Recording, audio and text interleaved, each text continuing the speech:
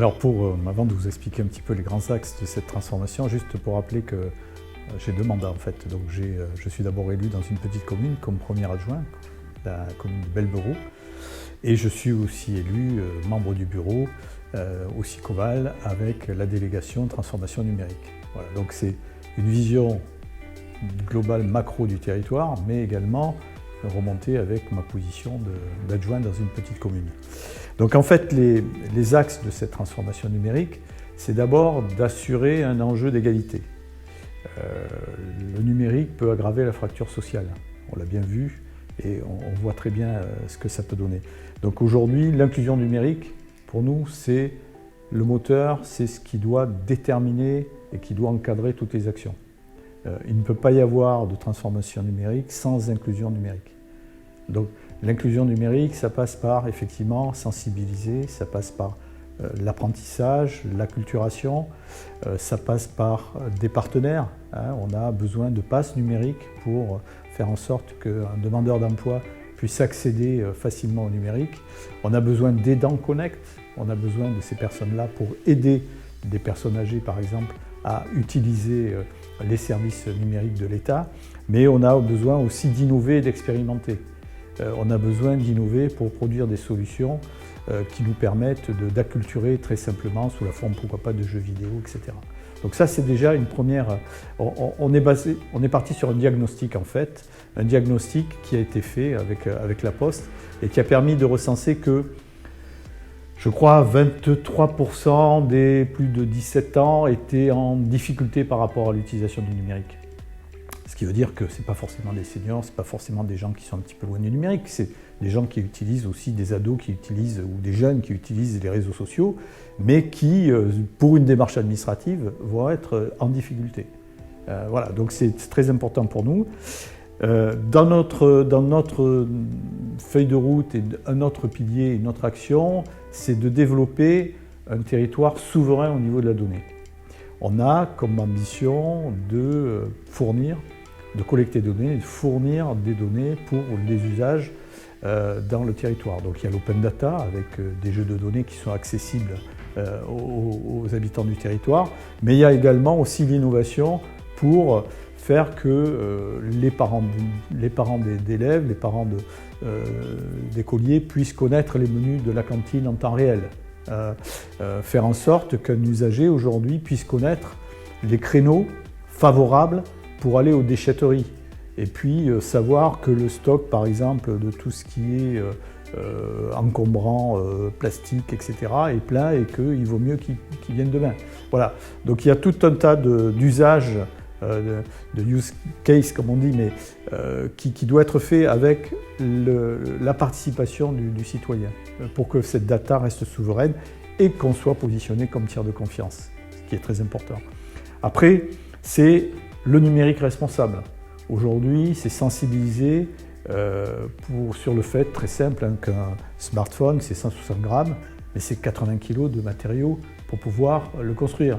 Donc si la moyenne de vie aujourd'hui d'un smartphone est de 18 mois, essayons de garder nos smartphones un peu plus longtemps. On applique, nous, en interne, notamment par rapport au Code des marchés publics, on essaie d'intégrer des dispositifs qui nous permettent d'obliger un petit peu des fournisseurs à recycler le matériel, d'allonger les durées de garantie de ces matériels, de la durée de vie. C'est que faire en sorte qu'aujourd'hui qu'un poste ordinateur puisse durer 6 ans. Voilà, ce qui n'était pas le cas il y a quelques années. Donc ça, c'est un autre axe. Et puis, toujours d'être dans une position d'expérimenter et d'innover pour qu'effectivement on puisse développer des usages pour tous nos habitants. Voilà. Alors après, il y a effectivement l'accompagnement de la fibre pour le déploiement sur le territoire avec le département qui nous permet aussi de vérifier qu'on a des usages qui sont développés aussi avec ce déploiement de la fibre. Voilà. Alors je vais prendre juste un cas d'usage. On travaille avec l'ANCT comme chef de projet et Occitanie Data comme AMO sur un cas d'usage lié à la mobilité post-Covid. C'est-à-dire qu'aujourd'hui, on va essayer de recenser les déplacements tels qu'ils se pratiquent pour essayer de déterminer pour encourager la mobilité douce, bien sûr, et puis la décarbonisation, mais également pour déterminer à quel endroit il est judicieux d'établir un tiers-lieu.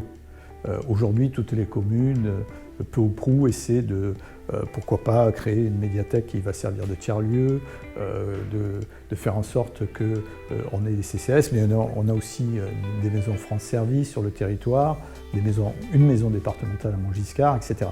Donc aujourd'hui, il s'agit d'être cohérent dans cette démarche et d'être au plus près de la demande des usagers, des citoyens. Faire en sorte que la personne qui habite à la Bastide-Beauvoir dise finalement, moi j'ai un intérêt à m'arrêter à Fourquevaux plutôt que d'aller à Toulouse pour travailler, parce que je n'ai pas envie de rester dans mon village ou chez moi. Par contre, ça me va bien, pour des tas de raisons, d'être à cet endroit.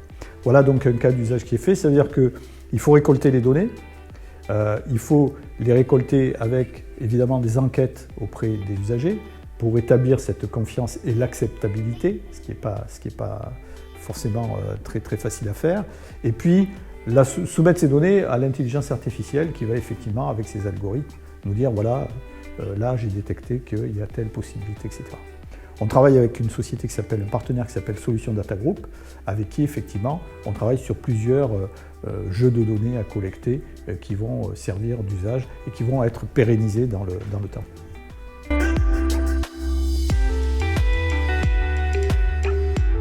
Comme je disais, pour accompagner cette sobriété, pour sensibiliser autour de la sobriété numérique, il y a toujours une question d'inclusion numérique. C'est-à-dire qu'il faut sensibiliser, il faut apporter des solutions, il faut être aussi exemple. C'est-à-dire quand je citais l'exemple au niveau des matériels, sobriété numérique, aujourd'hui je crois que le numérique participe à hauteur de 2,7% sur l'impact environnemental. Je crois qu'en 2040, il représentera 6,7 ou 7%. Voilà, donc il y a urgence. Aujourd'hui, c'est comme l'aviation civile. Maintenant, on fait la distinction, c'est-à-dire que c'est le matériel surtout. C'est effectivement le renouvellement de smartphones, c'est le renouvellement d'ordinateurs qui contribuent à cette empreinte, à cet impact environnemental. En revanche, au niveau des usages, oui, alors on peut faire en sorte qu'effectivement dans nos flux, dans l'utilisation des mails, on ait une gestion un petit peu sobre et économe. Mais il va falloir, alors pour sensibiliser, il faut sensibiliser toutes les strates de la population. Donc déjà, dans mon rôle, on a un système de gouvernance au niveau du SICOVAL qui consiste à organiser des groupes opérationnels.